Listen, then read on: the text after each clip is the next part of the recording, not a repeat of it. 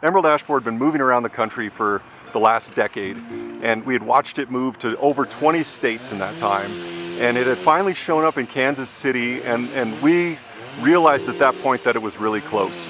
And literally it was just weeks after we talked to council that they found it in Boulder. The city of Boulder has roughly 6,000 public ash trees. Of those 6,000 trees, to date, we've treated roughly a quarter of them, and we're making plans for removing roughly 3/4 of them in the coming years. The main difference with urban forest utilization is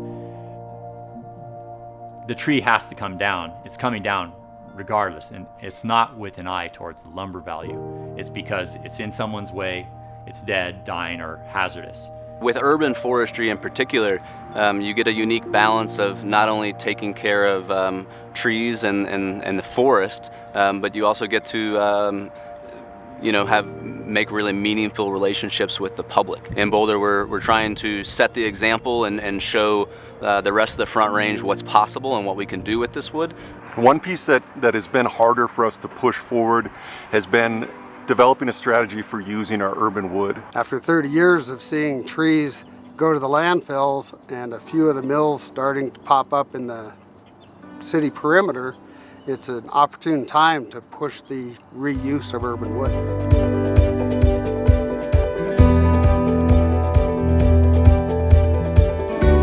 Most tree people are good people. They're into the business because they like trees and they're environmentally conscious and all that. More people are going to be able to do this and able to make a living doing it. Can you turn a backyard and a garage into a profitable operation? That's back to the zoning issue. If you're okay, if you're in the county somewhere and you have a backyard and a garage, sure you can.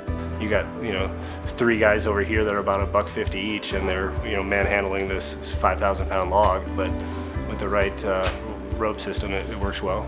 You don't want to crack the city sidewalk. You don't want to damage the road. The amount of urban material that's coming down on a daily basis is kind of mind-blowing to a degree. One partnership, and really where it starts, is with tree companies and contractors, homeowners, anybody who's cutting down the tree.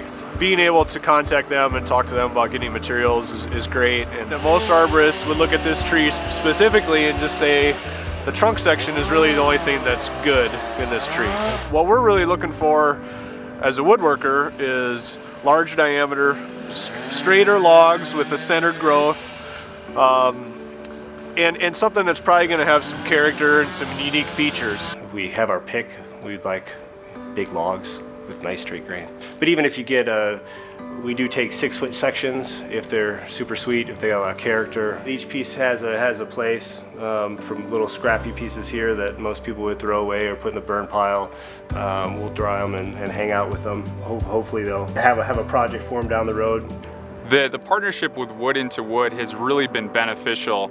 They are able to take logs from Boulder County free of charge, and that we are able to request products from them in return in lieu of payment. We use all the pieces from the log all the way down to the scraps to make cutting boards, bowls, cabinets, tables, and they don't have to take them to the dump and chop them up, this nice wood, and chop them up into small pieces to get rid of them.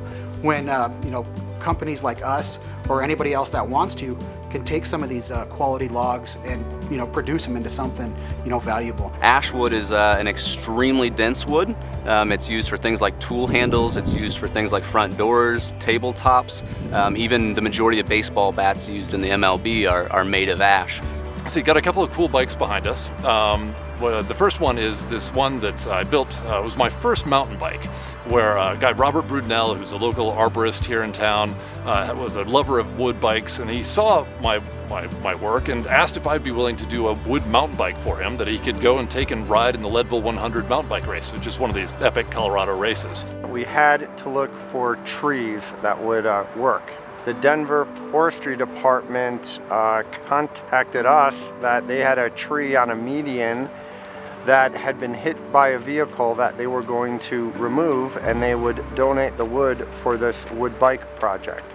It's wonderful to be able to take wood that might otherwise be scrapped or just not have a useful purpose and turn it into something that is beautiful, that you can have a dynamic relationship with. I want something that's different, something that's unique, something that changes shape, something that moves. When we first started Parkburger Rhino, we opened about 1.5 years ago, and the whole idea was trying to embrace Colorado woods. For me, the furniture completes everything. How can we help turn a problem with urban trees into an opportunity? And we want to get more people thinking in terms of reusing those dead trees out of the community forests rather than just throwing it away.